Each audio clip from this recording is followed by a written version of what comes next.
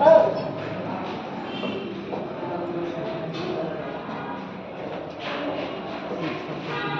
हो जाए आपको? कुछ पढ़ के है? आवाज आ रही है मेरी ना? ठीक है, चलिए।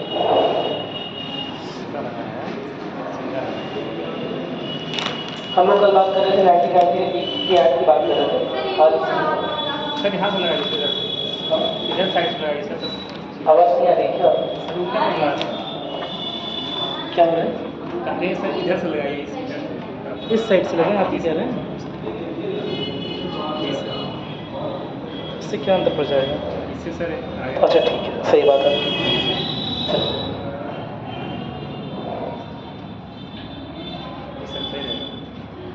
ठीक है, हम लोग कल 1919 के गवर्नमेंट ऑफ इंडिया एक्ट की बात कर रहे थे, है ना? आवाज ज़्यादा ही खो रही है, थोड़ा सा धीरे बोलो। अब ठीक है? अब ठीक है? ठीक है। कल भारत सरकार अधिनियम की बात कर रहे थे सन 1919 की। उसमें कुछ चीज़ें हमने देखी थी, कुछ चीज़ें बाकी हैं। उसमें लास्ट पॉइंट हमने क्या लिखा था? शायद सेक्रेटरी ऑफ स्टेट का जो पेमेंट है उसके बारे में बात कर रहे थे ना? लास्ट पॉइंट वही है, ठीक है। इसके अलावा हमने कल बात कर ली थी कि दो तरह के सब्जेक्ट्स में हमने डिवाइड किया था, विषयों में डिवाइड किया था कि जितने भी विषय हैं उन्हें दो सब्जेक्ट्स में डिवीजन का चल रहा था। एक था सेंट्रल, यानी कि जो केंद्रीय या फेडरल बोलते हैं, फेडरल सब्जेक्ट्स, और दूसरे थे प्रोविंशियल सब्जेक्ट्स, यानी कि एक वो विषय थे, एक वो क्षेत्राधिकार थे जिस पर कानून जो है वो बनाने का अधिकार केंद्र की परिषद यानी कि गवर्नर जनरल काउंसिल यानी कि वायसराय की काउंसिल को था, वायसराय को था। और दूसरे कुछ क्षेत्र ऐसे थे, कुछ सब्जेक्ट्स ऐसे थे जिन विषयों पर कानून बनाने का या प्रावधानों को बनाने का अधिकार किसके पास था? प्रांत के गवर्नरों के पास, प्रांतीय परिषदों के पास। क्या मेरी बात सुनाई? अब उन प्रांतीय परिषदों के पास जो अधिकार था उसमें हमने देखा था कि हमने दो डिवीजन किए थे, शायद किए थे यहाँ पर। हस्तांतरित कुछ विषय थे और कुछ आरक्षित विषय थे। इस तरह डिवाइड करवाया था, बताया था, लेकिन डिवाइड करवाया नहीं था। चलिए आज कर लेते, थोड़ा समझते हैं।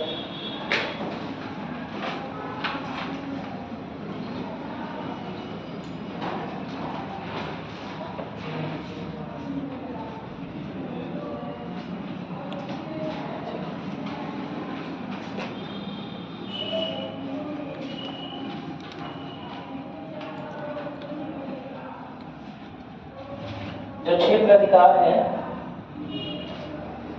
उनके जो विषय हैं उन्हें हम इस तरह से दो पार्ट में डिवाइड कर सकते हैं।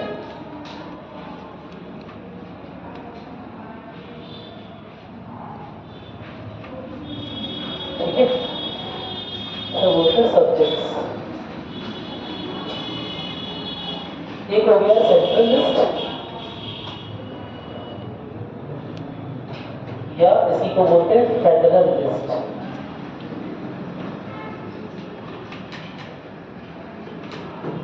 हिंदी में बोलते हैं संघात्मक सूची।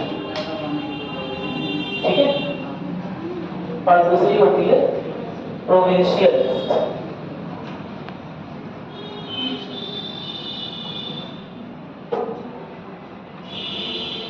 प्रांतीय सूची। इस सूची में वो सारे विषय लिखे थे जिनमें सेंट्रल प्रावधान बना सकती है और जिसमें प्रोविंशियल गवर्नमेंट जो है, जो प्रांतीय क्षेत्र है, जो प्रांतीय परिषदें हैं, वो प्रावधान यानी कि कोई कानून नियम बना सकती है। क्या मेरी बात समझ में आ गई? अब ये जो प्रोविंशियल लिस्ट है इसे भी दो पार्ट में डिवाइड किया गया था। ठीक है, एक था रिजर्व लिस्ट या रिजर्व सब्जेक्ट्स। ठीक है, हिंदी में बोलते हैं आरक्षित विषय, आरक्षित सूची बोलते हैं, आरक्षित विषय सूची। और दूसरा था ट्रांसफर लिस्ट, हिंदी में बोलते हैं हस्तांतरित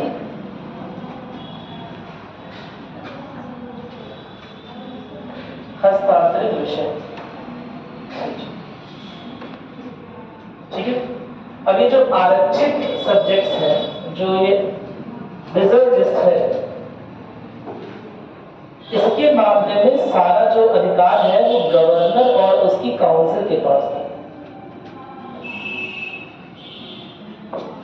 कौन सी काउंसिल? कार्यकारी बल, एग्जीक्यूटिव काउंसिल, कार्यकारी परिषद। ठीक है, क्या मेरी बात समझ आ रही है? और दूसरे हैं ट्रांसफर्ड लिस्ट। अब इस लिस्ट में जो जो भी विषय थे वो जो है वो प्रांतीय परिषदों द्वारा डिस्कस किए जा सकते थे और उन पर कोई प्रांतीय परिषदों द्वारा नियम और कानून बनाया जा सकता था। ठीक है, हालांकि इसमें भी अंतिम साइन गवर्नर का ही होगा, इसमें भी अंतिम साइन गवर्नर का ही होगा, तभी कोई कानून बनेगा। लेकिन विधानों को, कानूनों को, प्रावधानों को बनाने का तरीका जो है वो दो पार्ट में डिवाइड हो गया। कुछ ऐसे विषय रखे गए जो रिजर्व लिस्ट में थे, आरक्षित सूची में, और इस आरक्षित सूची में जो विषय है उन पे डायरेक्ट जो है सीधे तौर पर गवर्नर और उसकी काउंसिल, कार्यकारी परिषद कानून बनाएगी। जिन विषयों में डर था कि विधान परिषद में, देखिए विधान परिषद मैंने आपको समझाया था कि धीरे धीरे मेजॉरिटी हो रही है ना, भारतीय सदस्यों की। तो जिन विषयों में डर था कि भारतीय बहुमत बन रहा है और उससे भारतीय परेशान कर सकते हैं, फॉर एग्जाम्पल बजट हो गया, आर्मी हो गया, इस तरह की चीजें जो है वो गवर्नर जनरल की काउंसिल के पास ही रहेंगे। उसके जो नियम कानून प्रावधान है वो गवर्नर जनरल की काउंसिल तय करेगी। क्या मेरी बात समझ आ रही है?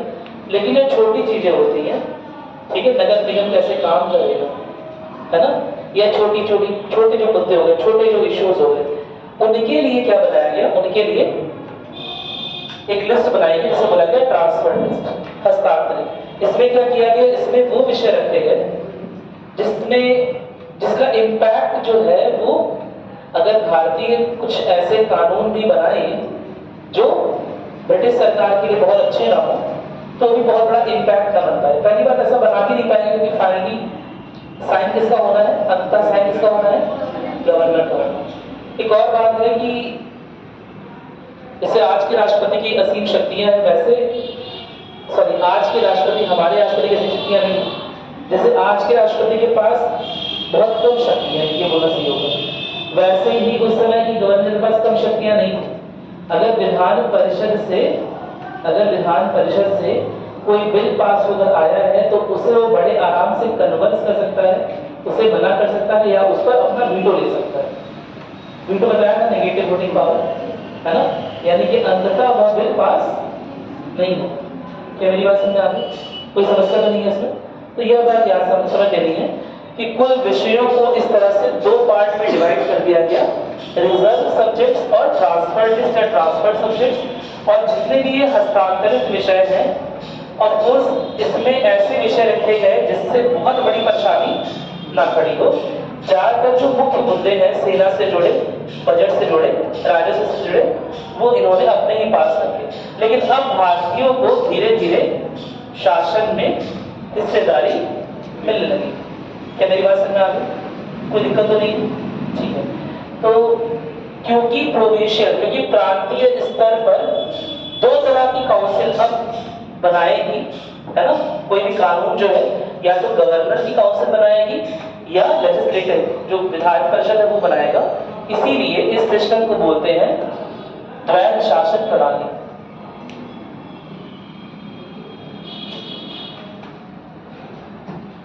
System of double government. ठीक, क्या मेरी बात समझ आ गई? कोई समस्या नहीं है इसमें? नोट करिए सर इसे।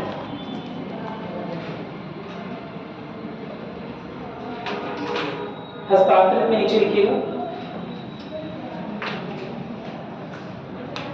इसे बना लिया, जल्दी बनाइए। लिखिएगा, पहले एक उसके ऊपर की लाइन लिखिएगा, लिखिएगा द्वैध शासन प्रणाली के कुछ तत्वों को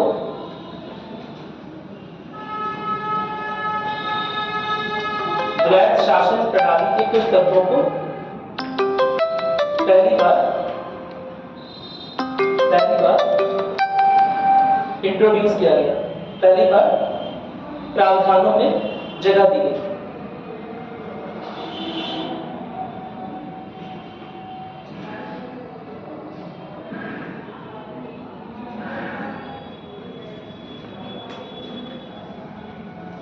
कोई दिक्कत तो नहीं है इसमें।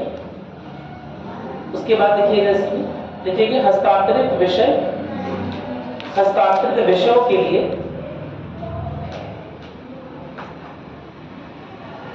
विधान परिषद को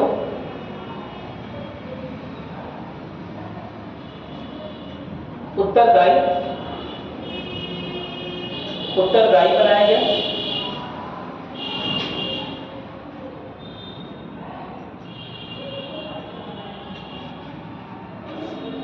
और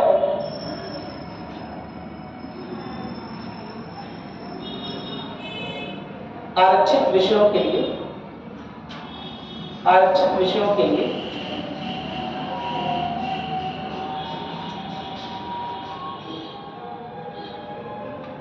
विषयों के लिए सारे प्रावधान अब कार्यकारी परिषद एग्जीक्यूटिव काउंसिल गवर्नर की अध्यक्षता में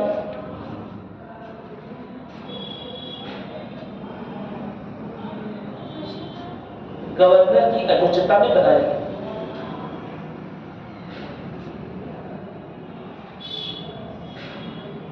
ठीक है, असल में क्या हुआ, अगर विधान बनाने की शक्ति है ना इस तरह से ट्रांसफर की जा रही है, इसका मतलब एक बात तो निश्चित है कि जो सेंट्रल कंट्रोल है, ठीक है, जो केंद्र की अभी तक नियंत्रण करने का टेंडेंसी था, कहीं ना कहीं केंद्र जो है वो नियंत्रण कर रहा था प्रोविंसेस पर, प्रांतों पर, उसकी शक्ति में थोड़ी सी कमी आ गई है।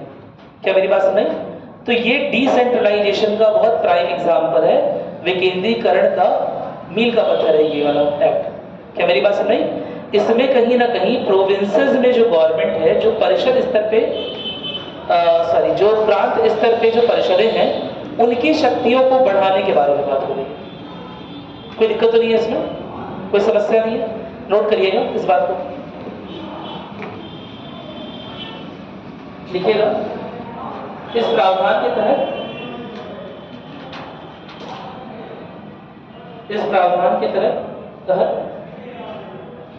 केंद्र का विधानों के ऊपर, केंद्र का विधान परिषदों के ऊपर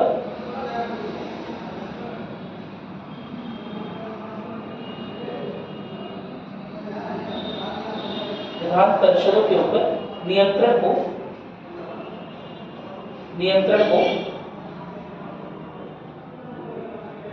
केंद्र का लिखा ना, केंद्र के लिख लीजिएगा, नियंत्रण को ढील दी गई। यानी अब जो है केंद्र बहुत टाइटली कंट्रोल नहीं कर रहा है प्रोविंसेस को। ठीक है, क्या मेरी बात सुन रहे हैं? सर, जो प्रोविंस में जो सेंट्रल जो गवर्नमेंट की काउंसिल रहती है, उसमें इंडियन पासपोर्ट का सर्टिफिकेट, इंडियन जो पासपोर्ट का सर्टिफिकेट, हाँ, अब क्या पास कर पाएंगे? अभी भी मेजॉरिटी जस्ट ऐसी आई है कि 30-34 की मेजॉरिटी है, साथ में इस तरह की कुछ मेजॉरिटी कुछ जगह देखने मिलेगी। असल में प्रोविंसेस में ये बताइए, अच्छा क्या आज के भी राज्यों में क्या विधान परिषदों में सेम संख्याएं हैं? विधानसभाओं में नहीं ना, तो ऑफकोर्स विधानसभाओं में सेम संख्या नहीं थी। ठीक है, पहली बात। दूसरी बात, 50% होनी चाहिए मेजॉरिटी कोई बिल पास करने के लिए। ठीक है, तो उसमें क्या सारे भारतीय हमेशा भारतीयों का ही साथ देंगे या कांग्रेस का साथ देंगे? ऐसा कोई जरूरी नहीं। क्या मेरी बात समझ में आ रही है? तो इसीलिए बिल पास कराने में बड़ी दिक्कत आएगी। लेकिन 1919 के प्रावधान में ये लिखा हुआ है कि अब प्रोविंशियल स्तर पर, प्रांतीय स्तरों पर भारत के नागरिक अगर उस परिषदों का हिस्सा हैं तो अपने कानून खुद को बना सकते हैं, क्योंकि मेजॉरिटी भी अब प्रोविंसेस में किसके पास है? भारतीयों के पास है, अगर उन भारतीयों में मतभेद ना हो। मेरी बात सुन नहीं बात सुन रही समझ आ रहा जो मैं बोल रहा हूँ? अगर देखा जाए तो भारतीयों की मेजॉरिटी है, भारतीय सदस्यों की मेजॉरिटी अब आ गई है, लेकिन अगर उन भारतीय सदस्यों में मतभेद नहीं रहेगा तब वो कानून को पास करा सकते हैं, वो भी कुछ ही विषय के कानून को। मेरी बात सुनिए, जो हस्तांतरित विषय है उन्हीं विषय के कानून को पास करा सकते हैं। क्या मेरी बात क्लियर होगी? आरक्षित में सारा का सारा निर्णय गवर्नर और उसकी एग्जीक्यूटिव काउंसिल लेगी, ठीक है? उसमें भारतीय कुछ नहीं बोल पाएंगे। जो मुख्य विषय है वो उन्होंने जानबूझकर ऐसे ही रखे जो आरक्षित में रहे। क्या मेरी बात समझ आ रही है? कोई समस्या नहीं है इसमें? चलो ठीक है। लेकिन बड़ी बात यह कि जो एक्सपेरिमेंट ही किया गया, जो प्रयोग किया गया, क्या सफल रहा? नहीं, असफल हो गया। तो लिखेंगे यह प्रयोग बुरी तरह से असफल रहा, यह प्रयोग बुरी तरह से असफल रहा।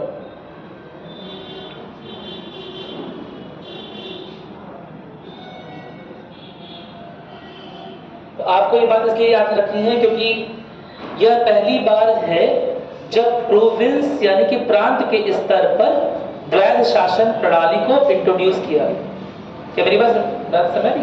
लाया गया पहली बार, जहां पर कुछ अधिकार तो दिए जाने की बात हो रही है ना, एटलीस्ट कुछ तो दिया। पहले तो सारे सब्जेक्ट्स को गवर्नर काउंसिल ही जज कर रही थी, अब कुछ चीजें धीरे धीरे दे रहे हैं, तो इसीलिए इंपॉर्टेंट है। द्वैध शासन प्रणाली के लिए यह एक्ट बहुत जरूरी है, ठीक है?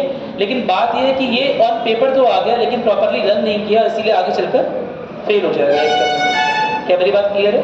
यह प्रयोग बुरी तरह से फेल हो गया था क्योंकि ये रन नहीं कर पाया था प्रॉपरली। आगे चलकर देखे हैं इस एक्ट में एक और चीज थी। इस एक्ट में जैसे आपको याद होगा चार्टर एक्ट में डिसाइड हुआ था कि हर 20 साल में, है ना, एक्ट आएंगे, उसी तरह इस एक्ट में यह डिसीजन लिया गया कि जो भी संवैधानिक सुधार किए जा रहे हैं, जो भी चीजें नए एक्ट के नए अधिनियमों के द्वारा, नए प्रावधानों के द्वारा लाई जा रही हैं, उस पे उसकी रिपोर्ट देखी जाएगी पहले कि उसका क्या, उससे फायदा हुआ है शासन को या नुकसान हुआ है, और उसके बाद उसे कंटिन्यू किया जाएगा या डिसकंटिन्यू किया जाएगा, या तो उसे जारी रखा जाएगा या बंद कर दिया जाएगा।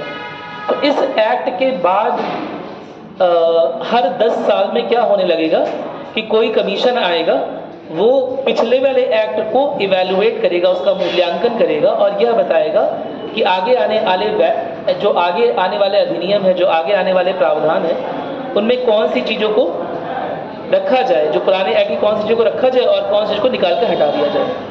क्या मेरी बात सुनाई? इसी संदर्भ में आप देखते हैं, शायद आपने सुना होगा कि साइमन कमीशन आया था, साइमन आयोग कब आया था? साइमन भारत कब आया? 1927 से साइमन कमीशन आता है। सही है? सही है। क्या 1927 में साइमन कमीशन आ गया था या बना था? आ गया था। आया नहीं था। ये वन लाइनर का बहुत इंपॉर्टेंट क्वेश्चन है। 1927 में बनता है और 1928 में यहाँ आता है।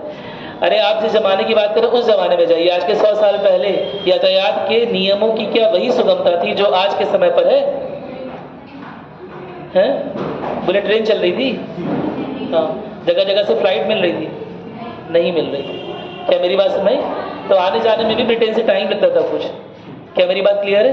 नवंबर दिसंबर में बना है साइमन कमीशन, साइमन आयोग, जॉन साइमन की सदस्यता में 7 सदस्य रहे हैं, उसके अध्यक्ष जॉन साइमन थे। और वो बनाने का उद्देश्य ये था कि 1919 में जो एक्ट आया है उसका दोबारा से मूल्यांकन किया जाए, वो जो प्रावधान लाए गए हैं उन्हें चेक किया जाए, उन्हें देखा जाए कि क्या वो प्रशासन को हेल्प कर रहे हैं या भारतीय उन प्रावधानों को लेकर किसी तरह के अंतर्विरोध से गुजर रहे हैं। क्या मेरी बात सुनाई?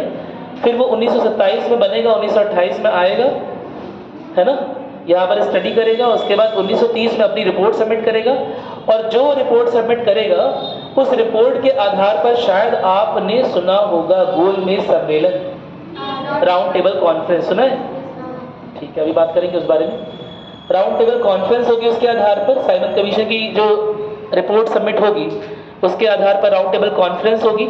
राउंड टेबल कॉन्फ्रेंस में कुछ प्रावधानों का डिस्कशन होगा, जो भारतीय प्रतिनिधित्व है ना, जो भारतीय एसोसिएशन है, जो भारतीय बड़ी बड़ी पार्टियों के अध्यक्ष हैं। क्या मेरी बात क्लियर है?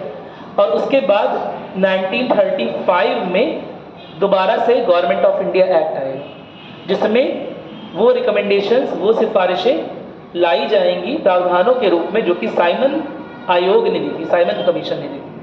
क्या मेरी बात समझ में आई? सर लेकिन इसका अपोज भी तो हुआ है।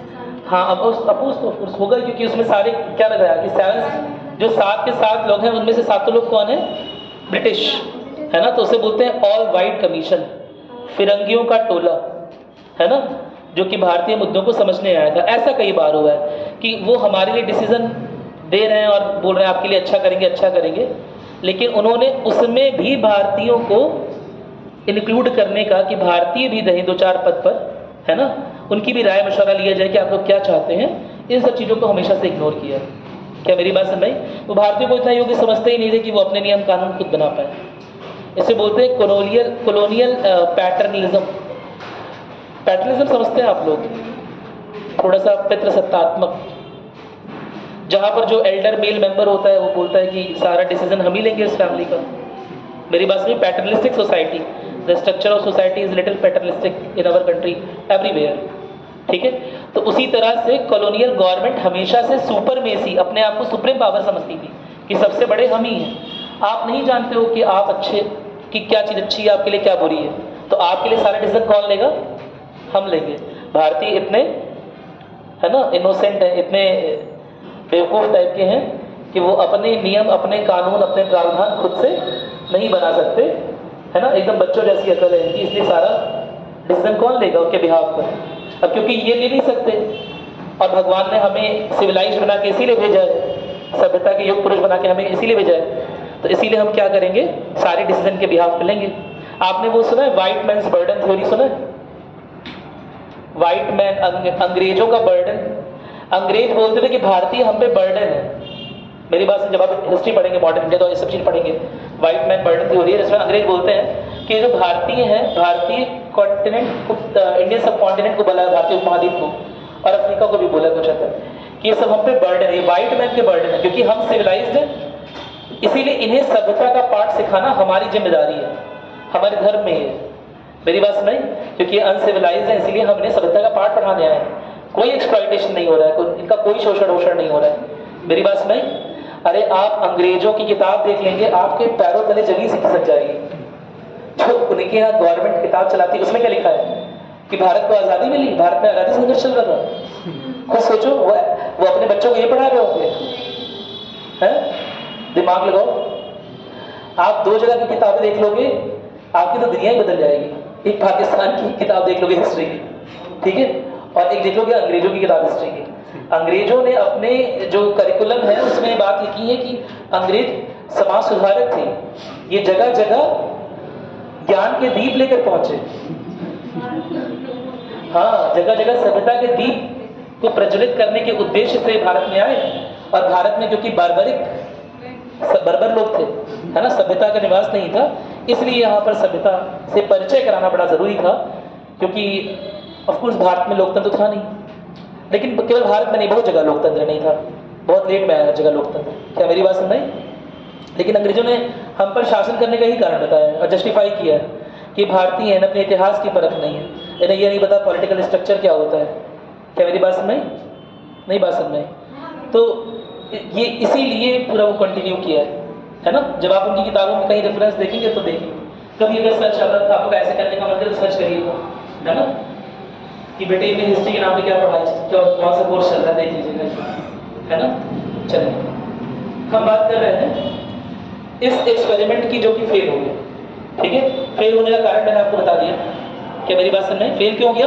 क्योंकि ये पहली बार प्रोविंशियल स्तर पे, प्रांतीय स्तर पे द्वैध शासन प्रणाली को ला रहा है। और नो डाउट भारतीय कुछ रूल्स रेगुलेशंस बनाएंगे, कुछ ऐसे प्रावधान बनाएंगे जो अंग्रेज सरकार को समझ में नहीं आए। क्या मेरी बात सुनी? तो यह एक्सपेरिमेंट या प्रयोग जो है वो पूरी तरह से फेल हो गया। इसके अलावा एक और चीज आई थी इस एक्ट में, वो भी नोट कर लेते हैं, नोट करिएगा। देखिए, इस प्रावधान के तहत पहली बार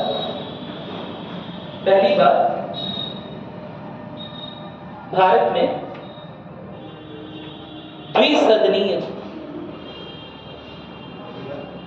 द्विसदनीय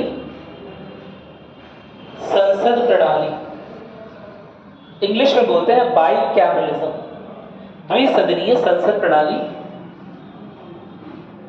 और और प्रत्यक्ष निर्वाचन, डायरेक्ट इलेक्शन, प्रत्यक्ष निर्वाचन की शुरुआत हुई।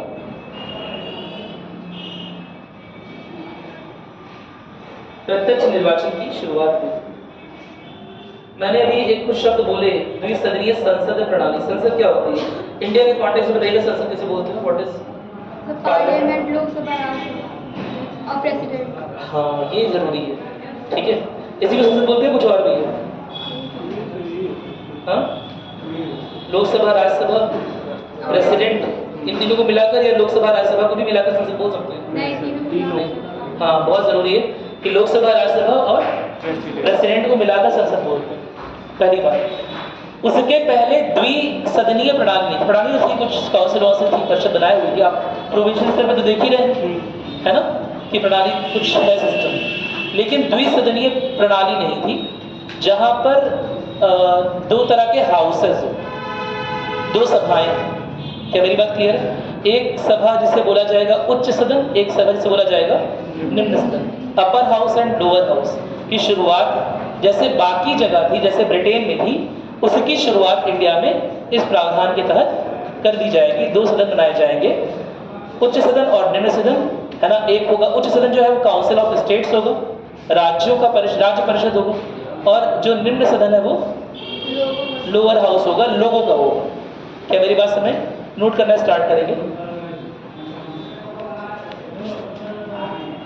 लिखिएगा। भारतीय विधान परिषद को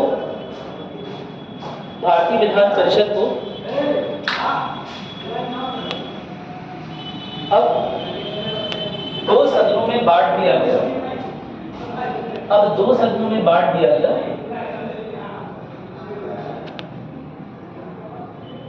ठीक है। पहले ये इंडियन लेजिस्लेटिव काउंसिल थी, भारतीय विधान परिषद, और अब क्या किया जा रहा है? इस इंडियन लेजिस्लेटिव काउंसिल की जगह, एक काउंसिल की जगह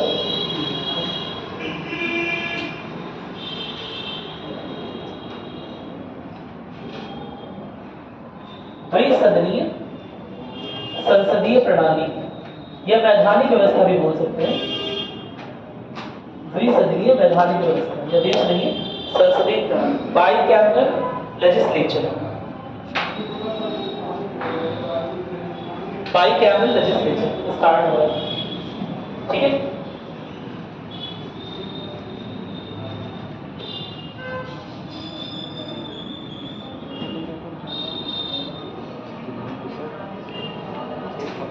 और इसके तहत क्या हो रहा है? एक तो बन रहा है अपर हाउस, उच्च सदन,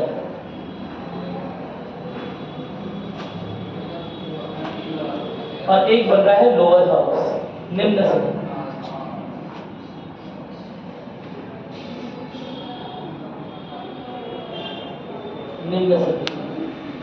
अपर हाउस जो है वो क्या है? राज्यों का परिषद, काउंसिल ऑफ स्टेट्स, ठीक है। और लोअर हाउस को बोला गया, इस नाम को ध्यान रखिएगा, लोअर हाउस को समय लोकसभा नहीं बोला गया, लेजिस्लेटिव काउंसिल, विधान परिषद बोला गया। क्या मेरी बात समझ में आ गई? विधान परिषद,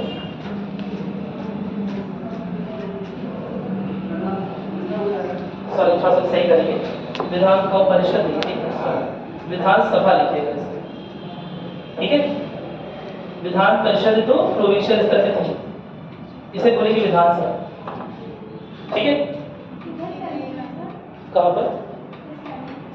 इधर विधानसभा, लेजिस्लेटिव असेंबली, और ये राज्यों का परिषद, काउंसिल ऑफ स्टेट्स, ठीक है। जो आगे चलकर विकसित हो जाएगा किस रूप में? राज्यसभा और लोकसभा। क्या मेरी बात समझ में आ रही है? ठीक है, इतना लिख लियो। विधानसभा में कितने लोग थे? विधानसभा में 144 सीटें थी और 104 सीटें ओपन कर दी जाएंगी, यानी 104 सीटें रहेंगी, जिसपे कौन लोग रहेंगे? भारतीय हो सकते हैं। क्या बहुमत नजर आ रहा है? नहीं नजर आ रहा? क्या नहीं नजर? वो अरे बहुमत की बात कर रहे हैं, ये नजर नहीं आ रहा? विधानसभा में बोल रहे हो ना, लोअर हाउस में लिखा हुआ है, ठीक है, इसे बोलते हैं निम्न सदन या फिर विधानसभा, लेजिस्लेटिव असेंबली, ठीक है, विधानसभा। ये है आपका अपर हाउस, उच्च सदन, जिसे बोलते हैं राज्यों का परिषद, ठीक है। इसमें 34 सदस्य अब भारतीय हो सकते हैं 60 में 34 सदस्य भारतीय, और इसमें 104 सदस्य हो सकते हैं 144 में। कौन हो सकते हैं? भारतीय। क्या मेरी बात समझ आई? नहीं दिखाई दे रही? अरे दिखाई नहीं दे रहा लेकिन सुनाई तो दे रहा है। कान पे भी भरोसा करो, शब्द रिवार्ड कैसे चलाओगे तुम? 104/144, ठीक है। और दूसरी ओर क्या लिखा है? 34/60। 34/60 का मतलब टोटल जो सीट्स हैं वो 60 हैं, उसमें 34 सदस्य हैं जो कि भारतीय हो सकते हैं। क्या मेरी बात समझ? और 104/144 लिखवा दिया कि 104 सदस्य जो है वो भारतीय हो सकते हैं, लिखिएगा। अच्छा, एक और बात है, केवल भारतीय नहीं, इसमें मेजॉरिटी मेंबर्स जो है वो डायरेक्ट इलेक्शन से आएंगे, यानी कि प्रत्यक्ष निर्वाचन से आएंगे। अभी लिखा है ना कि केवल द्विसदनीय प्रणाली स्टार्ट नहीं हो रही है, और भी क्या स्टार्ट हो गया? हाँ, प्रत्यक्ष निर्वाचन स्टार्ट हुआ। नोट करोगे इस बात को, लिखो। देखिए, इसके तहत उच्च सदन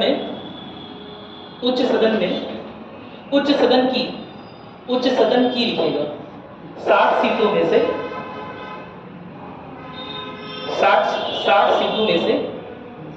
34 सीटों पर और निम्न सदन की 144 सीटों में से 104 सीटों पर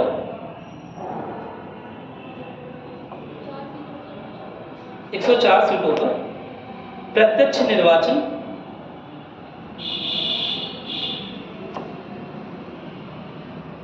निर्वाचन का प्रावधान बनाया गया,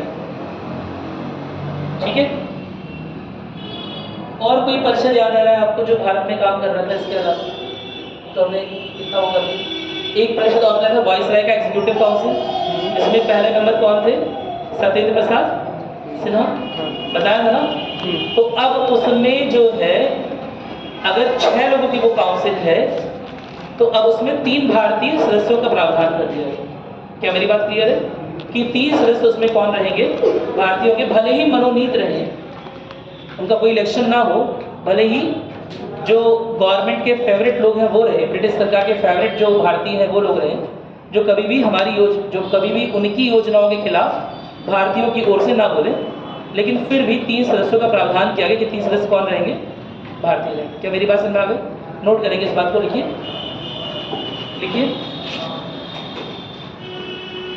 वाइसराय की कार्यकारी परिषद में अब वाइसराय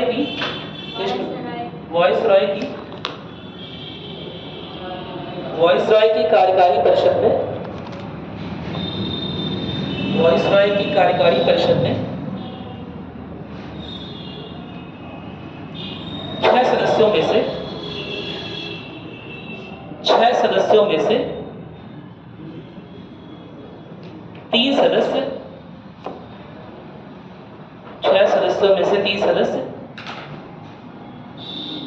अब भारतीय रहेंगे, ठीक है।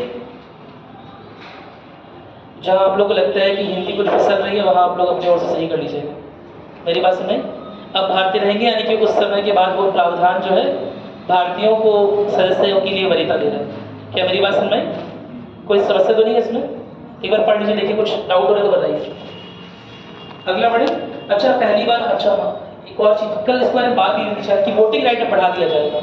अब जो वोट करने का अधिकार है, अब वो धीरे धीरे बढ़ाया जाएगा। जो प्रॉपर्टी जिनके पास है, भले ही वो भारतीय हो, मेरी बात, या भले ही सरकार को पसंद ना करते हो, अगर वो टैक्स दे रहे हैं और उनके पास प्रॉपर्टी है या वेल एजुकेटेड है तो उन्हें भी वोटिंग का अधिकार मिलेगा। आगे चलकर हम देखते हैं कि यही वोटिंग का अधिकार काफ़ी ज़्यादा बढ़ जाएगा। क्या मेरी बात सुनाई? तो नोट करेंगे इस बात को, लिखिएगा। वोटिंग करने का अधिकार या वोट करने का अधिकार प्रॉपर्टी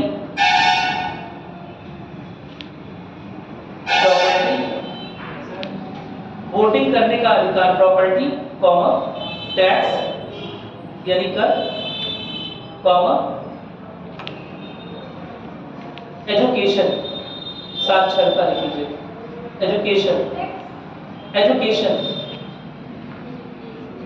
एजुकेशन के आधार पर दिया गया और महिलाओं को भी मत का अधिकार मिला,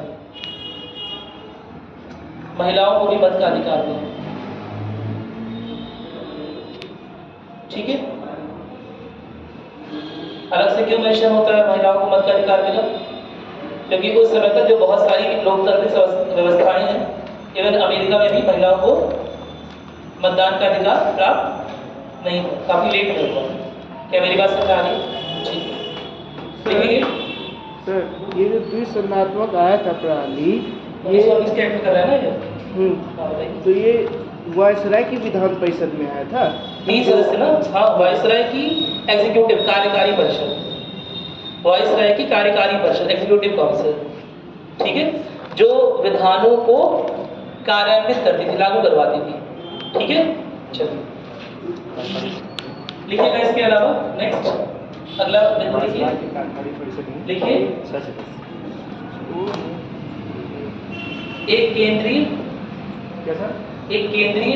एक केंद्रीय लोक सेवा आयोग, पब्लिक सर्विस कमीशन, केंद्रीय लोक सेवा आयोग का गठन 1926 में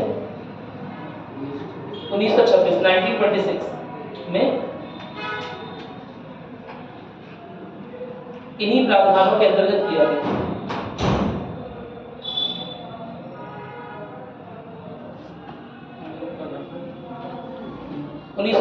में हुआ है ना, उसी प्रावधान के अंदर लिख रहे हैं, तो आप लोग समझ सकते हैं मेरे ख्याल से कि ये सब इसी प्रावधान के नियम में आ रहा है। उस समय ये बोला गया कि ऐसा कोई आयोग रहे जो निष्पक्ष रूप से एग्जाम करवा सके, एक ऐसी बॉडी बनाई जानी चाहिए, पहली बार अगर आ रही है इस तरह की, तो उन्होंने सेंट्रल पब्लिक सर्विस कमीशन बनाया। क्या मेरी बात क्लियर है? जो आगे चलकर क्या बन जाएगा? पब्लिक सर्विस कमीशन बन जाएगा, यूपीएससी बन जाएगा। पहले चेंज होगा फेडरल पब्लिक सर्विस कमीशन में, 1935 के एक्ट में ये बन जाएगा फेडरल पब्लिक सर्विस कमीशन। ऐसा देखिए कई बार क्या होता है, बहुत सारे प्रावधान लिखे तो जाते हैं वो, लेकिन वो लागू नहीं हो पाते। तो 1935 में बोला गया कि इसे फेडरल पब्लिक सर्विस कमीशन बनाएंगे, लागू नहीं हो पाया प्रॉपर्ली। और उसके बाद यही जो सेंट्रल पब्लिक सर्विस कमीशन है वही अब क्या बन जाएगा? UPSC, union public service commission. क्या मेरी बात समझ में आ गई? चलिए लिखिएगा इसके आगे, लिखिए केंद्र और प्रांतों के लिए, केंद्र और प्रांतों के लिए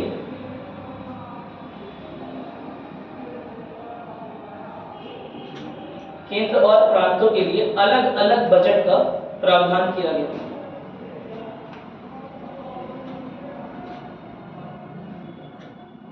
अलग अलग बजट का प्रावधान किया गया। क्यों कर रहे हैं? क्योंकि अब प्रांत स्तर पे बजट कौन बनाएगा? जो प्रोविंशियल लेजिस्लेचर है, जो प्रांतीय विधान परिषद है वो बनाएगा। क्या मेरी बात सुनाई? तो कहीं ना कहीं प्रांतीय विधान परिषदों को स्वायत्तता दे रहा है, प्रोविंशियल ऑटोनॉमी प्रोवाइड कर रहा है, उनकी शक्तियों को बढ़ा रहा है। क्या मेरी बात समझ आ गई? चलिए देखिएगा इसके आगे, कब से लाइट नहीं आ गया?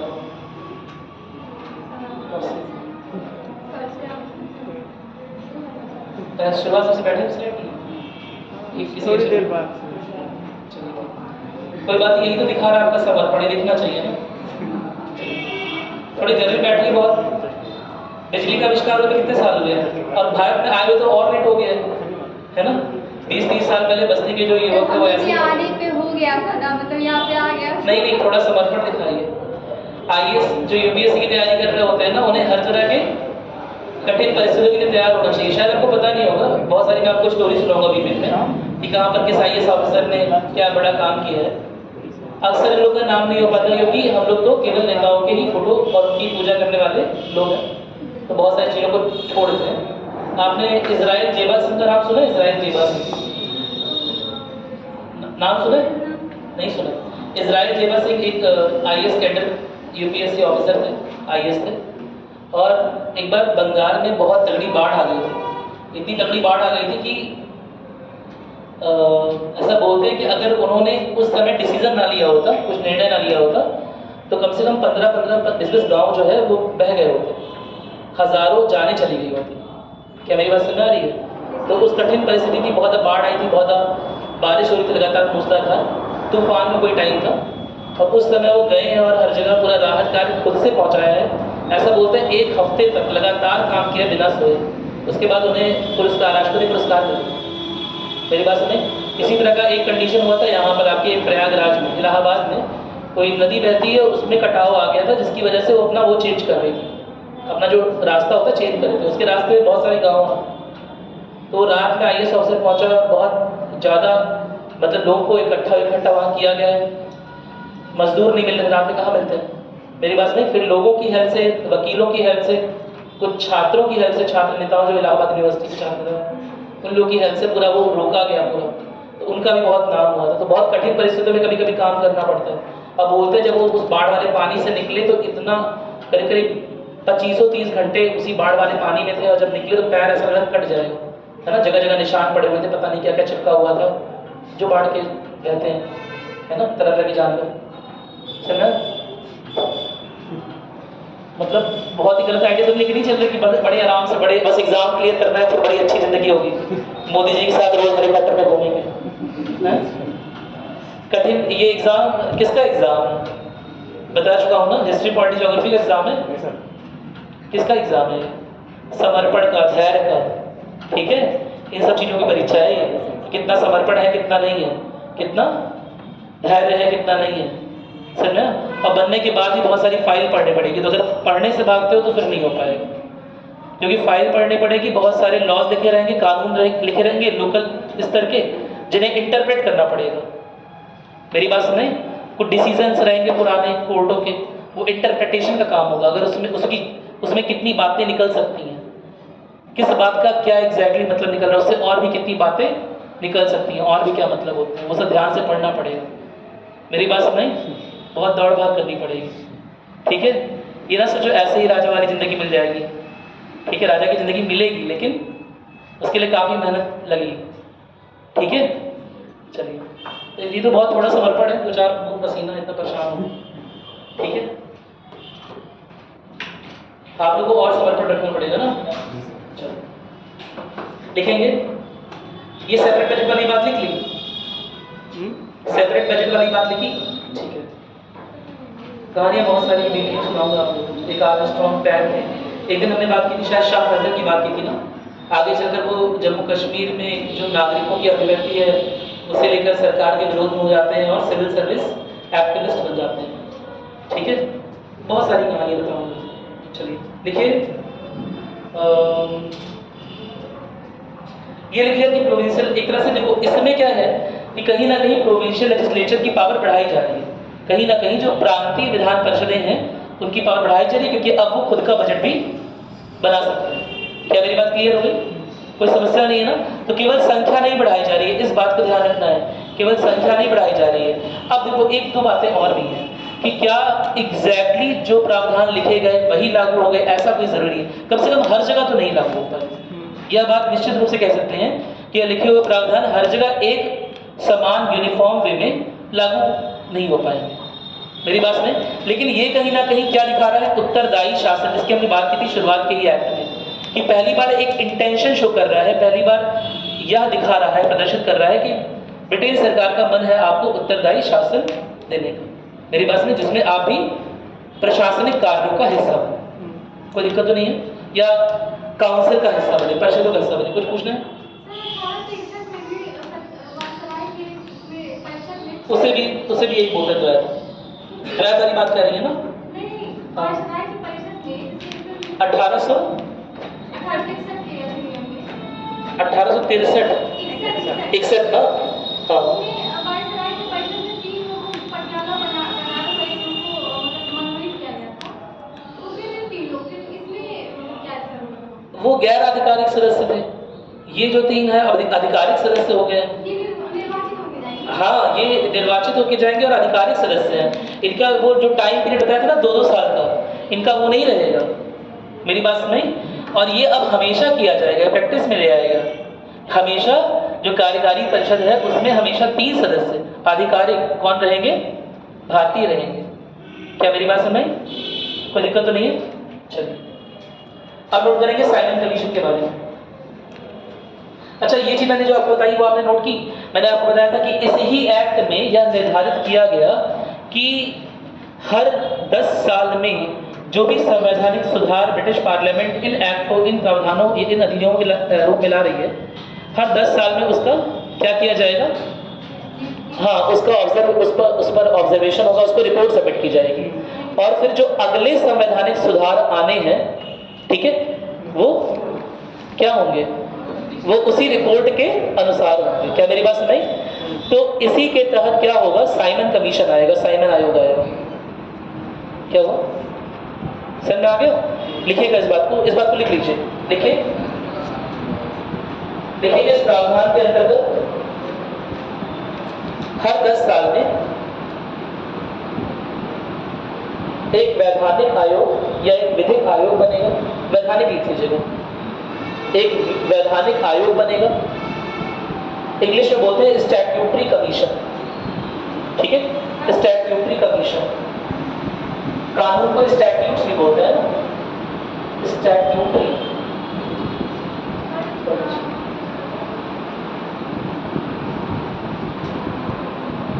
इस प्रावधान के अंतर्गत प्रत्येक 10 साल में एक वैधानिक आयोग बनेगा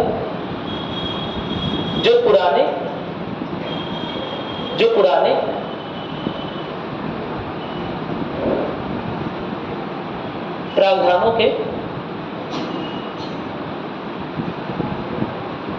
प्रावधानों के बारे में रिपोर्ट बनाएगा, जो पुराने प्रावधानों के बारे में रिपोर्ट बनाएगा और नए संवैधानिक प्रावधान नए संवैधानिक प्रावधान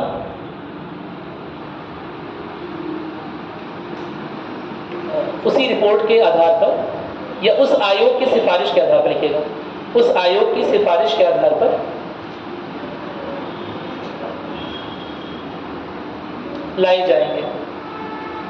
आयोग की सिफारिश के आधार पर लाए जाएंगे। सिफारिश, रिकमेंडेशन है ना, के आधार पर लाए जाएंगे। समझ में आ गया?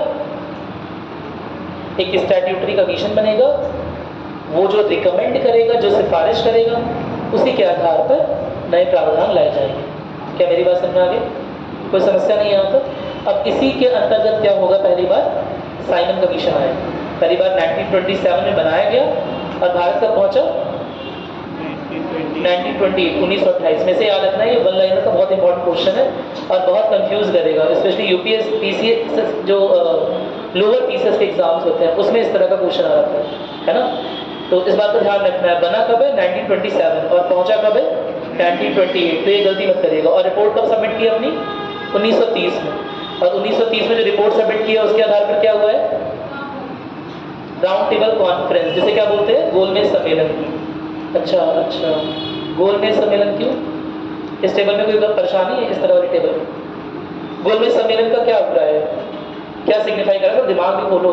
क्या बड़ी सी गोलमेज थी? हाँ, गोलमेज थी, ये बात सही है, लेकिन अभिप्राय क्या है? क्यों उसे गोलमेज सम्मेलन ही बोला गया? गोल गोल बैठे थे, कोई गेम खेल रहे थे।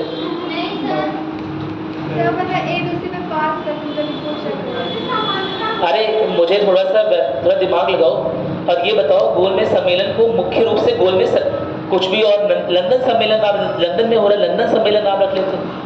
राष्ट्रपति मैकडोनल्ड है तो मैकडोनल्ड सम्मेलन नाम रख लेते। गोलमेज ये कहाँ रखा है, क्या सिग्निफाई कर रहा है, कुछ अभिप्राय निकल रहा है क्या, ये कुछ इंगित करने का इशारा है?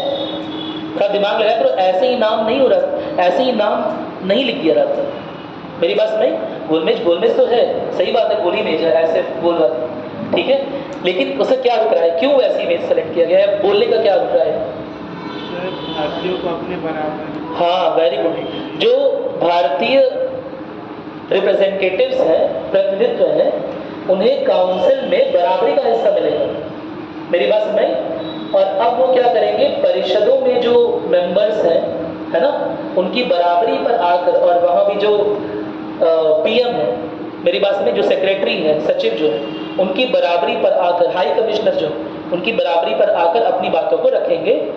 जो भी बड़ी बड़ी पार्टियों के नेता हैं, बड़े बड़े दलों के नेता, जैसे इंडियन नेशनल कांग्रेस हो गया, मुस्लिम लीग हो गया, हिंदू महासभा हो गया, डिप्रेस्ड क्लास एसोसिएशन हो गया, BR अम्बेडकर, मेरी बात समझ, ये जो बड़ी बड़ी पार्टियां हैं जो अलग अलग समुदायों के प्रतिनिधित्व का दावा करती हैं, मेरी बात समझ, उन्हें एक ही जगह मिलेगी, एक ही इक्वल बैठेंगे, बराबरी पर बैठेंगे। मेरी बात समझ आ रही है? ठीक है। और बराबरी पे बैठेगा क्या मतलब होता है कि सबकी बात सुनी जाएगी, है ना, किसी को एक दूसरे के सबऑर्डिनेट, अधीनस्थ नहीं समझाया जाएगा। चाहे वो इंडियन नेशनल कांग्रेस हो, उस समय की सबसे बड़ी पार्टी, जिसे एक मास सपोर्ट था, पॉपुलर सपोर्ट था लोगों का, बहुत सारा लोकतांत्रिक सपोर्ट था उसे, मेरी बात नहीं।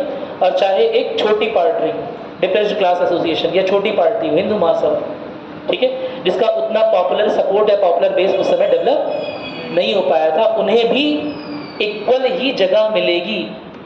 क्या मेरी बात समझ आ रही है?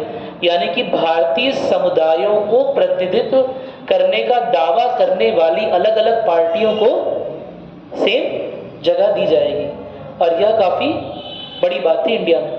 क्या मेरी बात क्लियर? इंडिया के दृष्टिकोण से, क्योंकि पहली बात तो वो तुम्हें अपने बराबर बैठा रहे हैं, ये भी बड़ी बात है, मेरी बात समझ, क्योंकि करते नहीं थे वो ऐसा, उनके नेचर में नहीं था ऐसा, लेकिन करना पड़ रहा है मजबूरी में। दूसरी बात क्या है, केवल बड़े बड़े लोग नहीं, केवल गांधी जी नहीं, जो अदर्स भी हैं, जो समुदाय केवल संख्या के वजह से छोटे हैं कि उनके पास मास सपोर्ट कम है, क्या वो छोटे हो गए? उनकी भी तो अपनी कोई आइडियोलॉजी हो सकती है, और उन्हें भी सेम प्लेटफॉर्म मिल रहा है। यह मतलब निकलता है एक गोलमेज सम्मेलन। मेरी बात नहीं, समानता और सब बातें रखने की बात, कि सब लोग अपनी अपनी अपनी बात रख सकते हैं, सबकी बात सुनी जाएगी, नोट की जाएगी। ये सब लोग क्या चाहते हैं, जो अलग अलग समुदायों का प्रतिनिधित्व करने के लिए वहां पहुंचे हैं, और साइमन आयोग ने जो भी प्रावधान दिए थे उनके आधार पर ही यह डिस्कशन हो रहा था राउंड टेबल गोलमेज में। तो उसके आधार पर जो नियम कानून निकल कर आएंगे वो 1935 के गवर्नमेंट ऑफ इंडिया एक्ट में लिखे जाएंगे। क्या मेरी बात नहीं? 1935 का government of India act 321 sections का बना हुआ था, है ना, उसमें 10 शेड्यूल्स थे, यानी कि बहुत विस्तृत रूप से लिखा हुआ था। क्या मेरी बात क्लियर है? लेकिन बड़ी बात यह है कि इसके ज़्यादातर सेक्शन जो है वो फॉलो नहीं हो पाए। क्या मेरी बात समझ?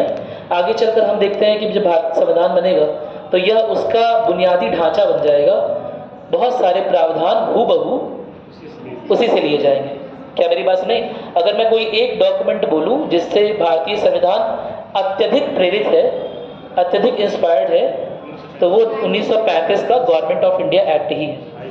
क्या मेरी बात समझ आ गई? कोई दिक्कत नहीं है इसमें? ठीक है, तो साइमन आयोग के बारे में लिखना शुरू करेंगे। लिखिएगा, देखिए, साइमन आयोग का गठन सन 1927, आयोग का गठन सन 1927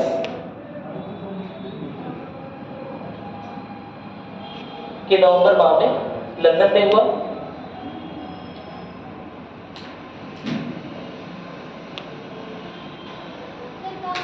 लंदन में साइमन आयोग का गठन 1927 नवंबर में, 1927 ब्रैकेट में नवंबर में लंदन में हुआ। यह एक 7 सदस्यीय आयोग था? यह एक 7 सदस्यीय आयोग था, यानी कि 7 मेंबर्स थे, जिसके अध्यक्ष सर जॉन साइमन थे। जिसके अध्यक्ष सर जॉन साइमन थे। इंडिया में कब आया? 1928 फरवरी में। ठीक है, देखिएगा साइमन आयोग भारत में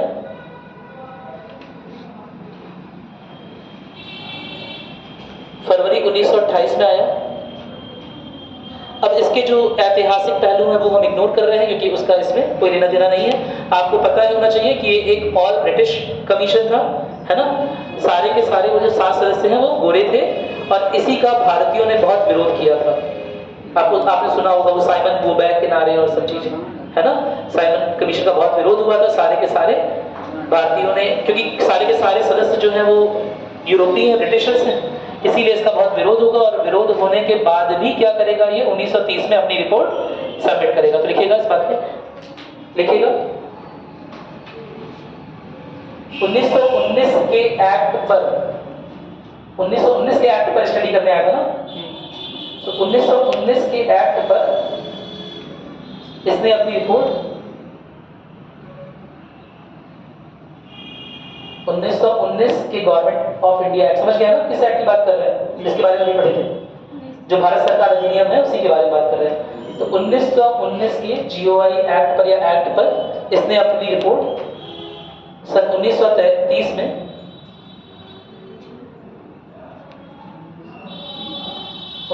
में जमा की।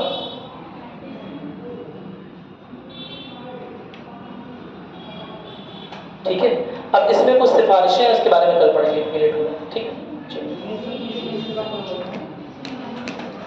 जमा की और क्या, रिपोर्ट जमा की, रिपोर्ट सबमिट।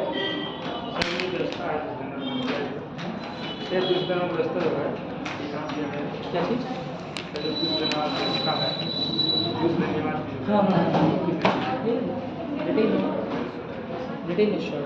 ठीक है। हाउस ऑफ लॉर्ड्स बताया था एक बार, ब्रिटेन में व्यवस्था चल रही थी कौन कौन सी, House of Lords and House of Commons, बताया था। क्या अमेरिका में भी जो सुधर है? क्या इसको उठा दीजिएगा। अमेरिका में जो सुधर है क्या?